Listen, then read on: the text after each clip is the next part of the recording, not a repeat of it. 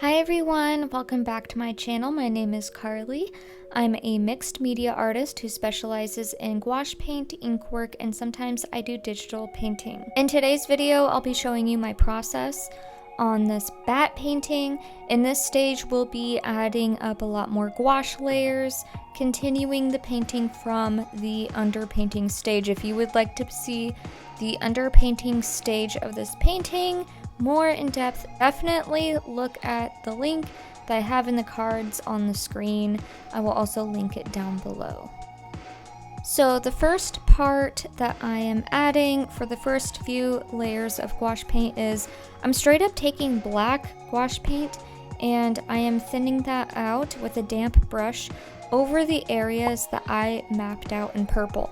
The purple areas are going to be the deepest, darkest shadows. I'm also smoothing that out with a damp brush.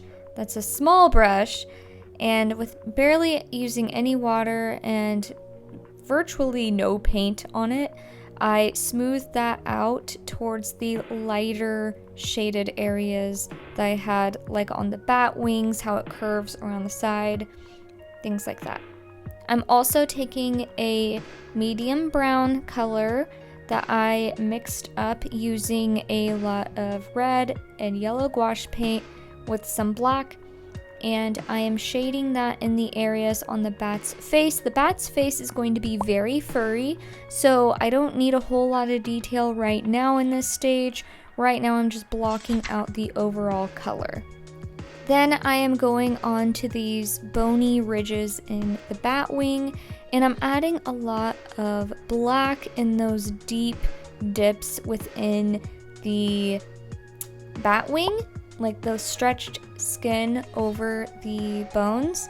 I'm really deepening those contours there, kind of accordion style. I'm also adding a lot of black watercolor pencil, as well as a really dark brown burnt umber watercolor pencil. And I use the black around the eyes to give somewhat of a cat eye effect. Bat eyes are very circular, but they have these sharp tear ducts on the inner and outer corners, and I accentuated that with a watercolor pencil because I'm going to be fading that into fur anyways. I don't need a harsh gouache pigmented line around the eyes just yet. I also included that burnt umber color in layered shelf-like shadows where the fur is going to be gathering around the third eye on the forehead. So at this point, I have a pretty even layer of gouache paint across the whole span of the bat on this painting. So from here on out, I decided, okay, I'm going to take the detailing up a notch. I'm going to get more specific with my paint placements now. So what I started doing was I began using a damp brush and I flicked out some texture around the forehead on the bat as well as its shoulders / neck region. I'm also getting a lot more detailed with the blending and shading on the bat wing.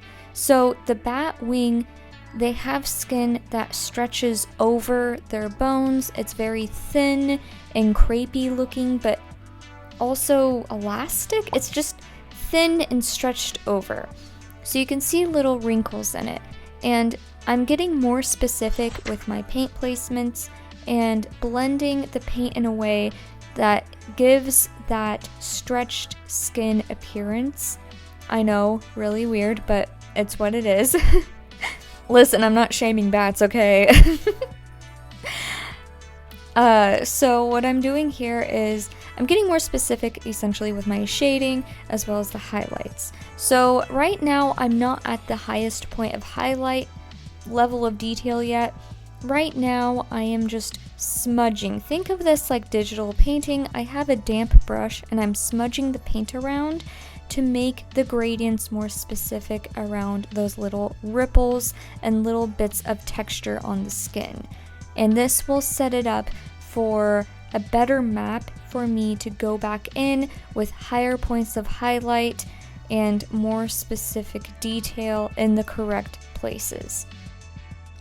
Right now I'm adjusting a lot of the lighting and detail in this bat wing, and there's some areas where in the deepest shadows and those like dips in between the bones on their wings, like I said earlier, accordion style, in between those little skin gathers, there's a lot of deep shading, but as it goes up, it kind of catches some of that light that bounces back on it.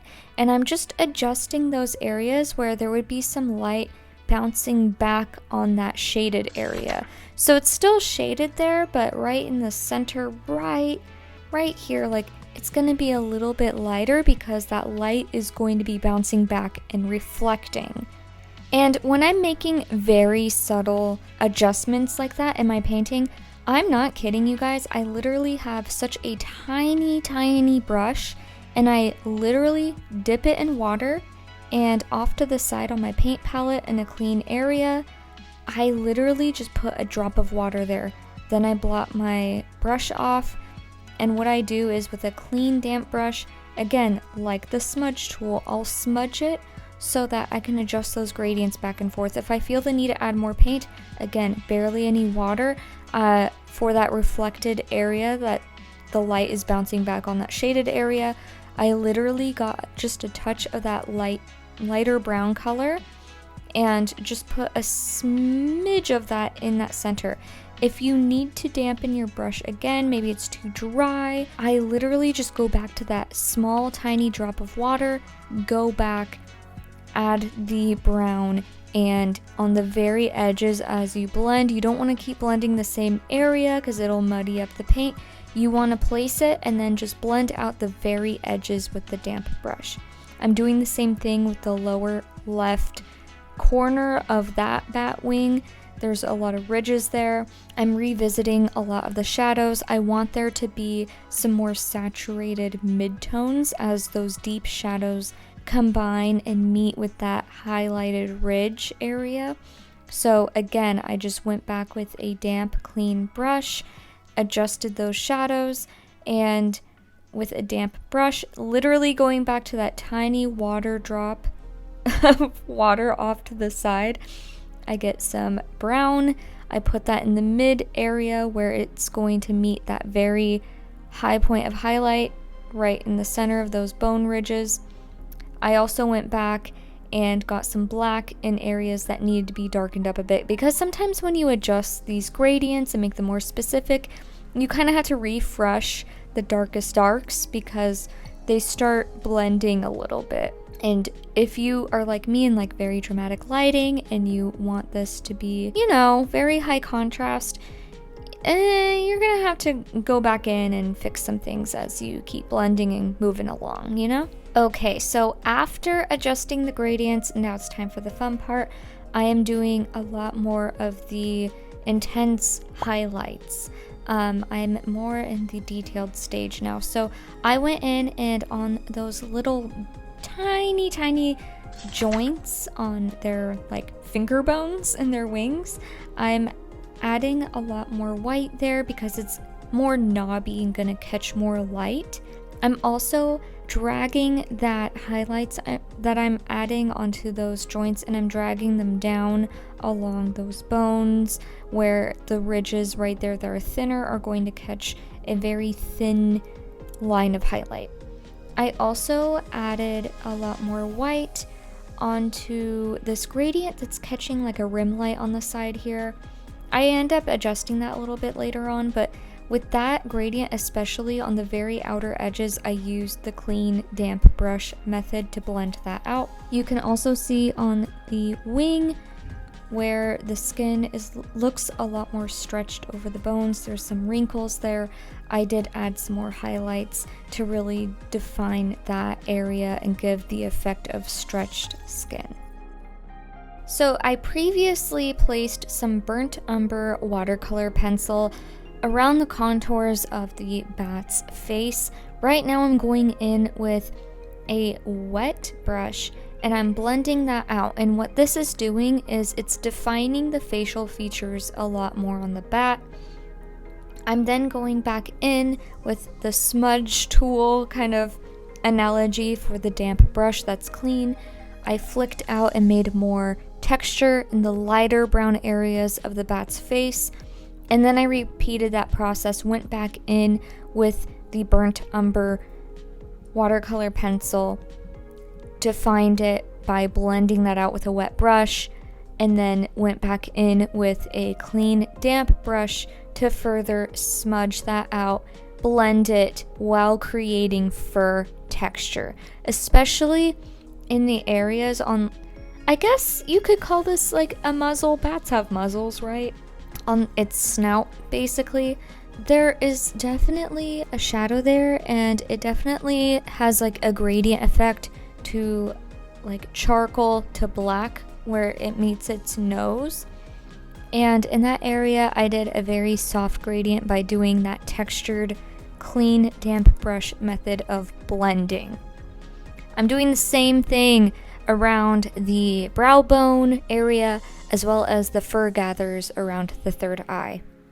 I'm also adding a lot more orange watercolor pencil and blending that out with a wet brush around the shoulders and neck area, because there's a lot of flyaways there that are a lot more saturated because of the light that is hitting the fur right there. It's highlighting it and making it look a lot more saturated due to the direct sunlight.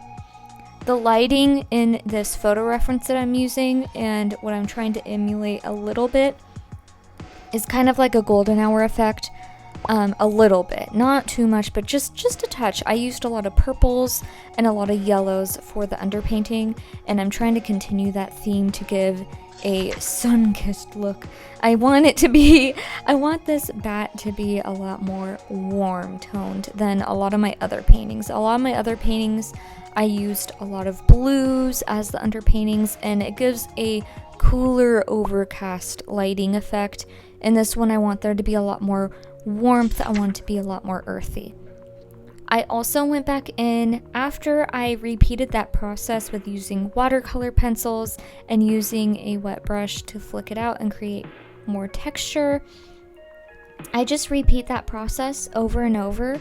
And then when I get to a point where I feel like it's very layered and the texture looks about right, I go back in and I'm adding more warmth this time with an orange watercolor pencil and a little bit more depth where it just needs, to be pushed a little bit, because like I said earlier, after adjusting the gradients so much, you have to go back in the darkest dark areas and freshen that up a bit. That's basically what I'm doing here. I'm fine-tuning that. So the process I did earlier really gave it a level of detail that I liked, but right now I'm just adjusting the warmth, and I'm also adjusting the contrast in the fur. But overall, it's done. I'm just doing some fine-tuning here, and I'm using a damp brush, this time not a wet brush, to blend out the watercolor pencils, just to soften it up. Sometimes when you use the watercolor pencils to make those furry textures, it can come across as very coarse looking, and I didn't want that. I want this to look velvety and soft.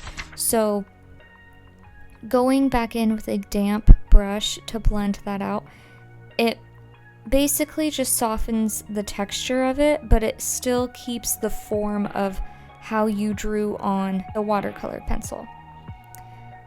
Then finally, I am fine-tuning the very most highest of highlights, and I'm really making sure I'm focusing this just in very specific regions on the bat wing that are a lot more reflective, like the knuckle joint areas, as well as any of the wrinkles that are showing the skin being pulled taut across the bones. So that is it basically for this stage of the painting. Just a lot of building up the majority of the gouache layers. As I move along, there are very, very minor details that I adjust until I'm finally like, you know what, I'm gonna leave this alone. You will notice also that I totally did not paint the eyes or the tongue yet, and that's going to be for a later video. I wanted to show that a little bit more in depth in a separate video. Anyways, I hope this was helpful for you guys, and please consider subscribing if you would like to see more. Give it a thumbs up, and I will see you next week.